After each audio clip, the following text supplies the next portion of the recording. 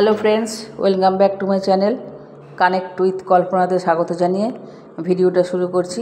এই ভিডিওটা হচ্ছে অনেক দিন আগে শ্যুট করা হয়েছে, কিন্তু যেহেতু শ্যুট করা ছিল সেই জন্য আমি ভিডিওটা ছাড়ছি। এটা হচ্ছে আগের রবিবার, মানে গত রবিবারে তার আগের রবিবারের ভিডিও। তো সেই দিন আমার বাড়িতে ভাই আর ভাইয়ের মেয়ে এসেছিলো। তো সেই দিন রান্না হয়েছে মাটন আর কাঁকড়া আর ইলিশ মাছ। তো আর কি রান্না হয়েছে দেখো, মুগ ডাল হয়েছে, মুগ ডালের সঙ্গে হয়েছে পোস্ত দিয়ে আলু ভাজা, আর মাটন রান্না করছি। দেখো মাটন হচ্ছে, তো মাটন রান্না তো সবাই জানো, আর আমি এক একদিন এক রকম করি, যেদিন যেরকম সময় থাকে। তো আজকে প্রথমে তেলের মধ্যে আমি আর গরম মশলা ফোড়নে দিইনি, আমি তেজপাতা, পেঁয়াজ আর রসুন আদা এগুলো দিয়ে ভালো করে ভেজে নিচ্ছি। আর মাটনটা আমি আগে থেকে সিদ্ধ করে নিয়েছিলাম যাতে তাড়াতাড়ি রান্না হয়। আর একটু ভাজা ভাজা হয়ে গেলে তার মধ্যে দিয়ে দিলাম লঙ্কা গুঁড়ো, হলুদ গুঁড়ো, জিরে গুঁড়ো, ধনে গুঁড়ো দিয়ে এটা ভালো করে কষবো।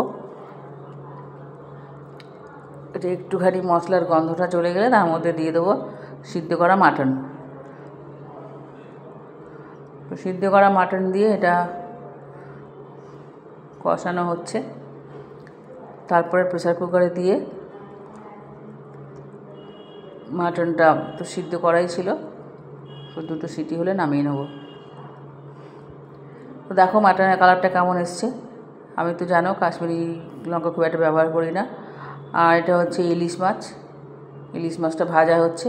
তো সবাই বললো মাটন আছে যখন ইলিশ মাছ আর তরকারি খাবো না, শুধু তেল খাবো, তো সেই জন্য ইলিশ মাছ ভাজা হয়েছে। আর হয়েছে কাঁকড়া। তো কাঁকড়া করা এই যে সবাই বলো একটু কাঁকড়া কিরকম হয়েছে, কিন্তু হেভি হয়েছে। বাবাই মাটন কেমন হয়েছে? ও এখন মাটন খায়নি। এই শিবাঙ্গিনী বলো মাটন কেমন হয়েছে? আমার ভাই ও আলু ভালো হয়েছে, ও আলু খেয়েছে। তো তুই খেয়েছিস মাটন? ভালো হয়েছে, খেতে বসেছে।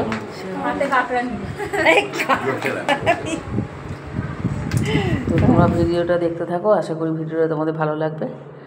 আর বিকেলবেলা স্ন্যাক্সে চায়ের সঙ্গে করেছিল একটা লইটা মাছ ছিল, সেই লইটা মাছের বড়া। তো লইটা মাছের সিদ্ধ করে তার মধ্যে সমস্ত মশলা, পেঁয়াজ, কাঁচা লঙ্কা, তারপরে রসুন, আদা, গরম মশলা আর একটু ধনে গুঁড়ো দিয়ে ভালো করে মাখিয়ে লইটা মাছের বড়া, আর অল্প একটু বোনলেস চিকেন ছিল, সেই চিকেন পকোড়া করা হয়েছিল।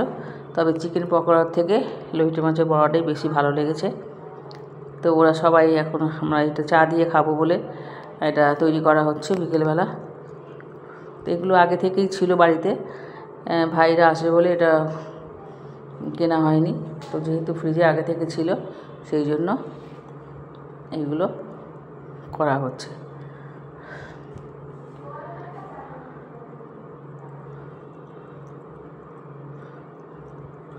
তো ওইটা দেখলে যে ম্যারিনেট করা ছিল, যেটা চিকেন পকোড়া করবে সেখান থেকেই চিকেন পকোড়া করছে। আমার মেয়ে ভাজছে।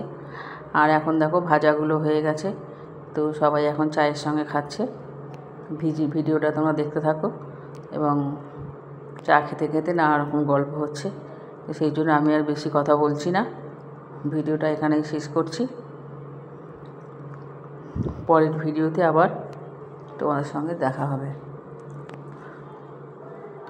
তো চিকেন পকোড়া যেইভাবে করে আমার মেয়ে করেছে, ডিমগুলো চিকেনগুলো ম্যারিনেট করেছে, তারপরে ডিম মাখিয়ে করেছে, অ্যারারুট বা কর্নফ্লাওয়ার দিয়ে মাখিয়ে নিয়ে তারপরে করেছে।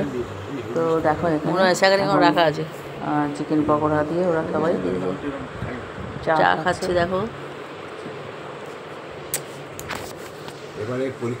তো আশা করি ভিডিওটা তোমাদের ভালো লাগবে। যদি ভালো লেগে থাকে তোমরা একটু লাইক করে ভিডিওটা দেখো, আর শেয়ার করে দিও, কমেন্ট করে দিও, আর সাবস্ক্রাইব করে দিও। তোমাদের অনেকের মধ্যে শেয়ার করে দিও আর লাইক করে দিও, তাহলে আমার ভিডিওটা অনেকের কাছে পৌঁছবে।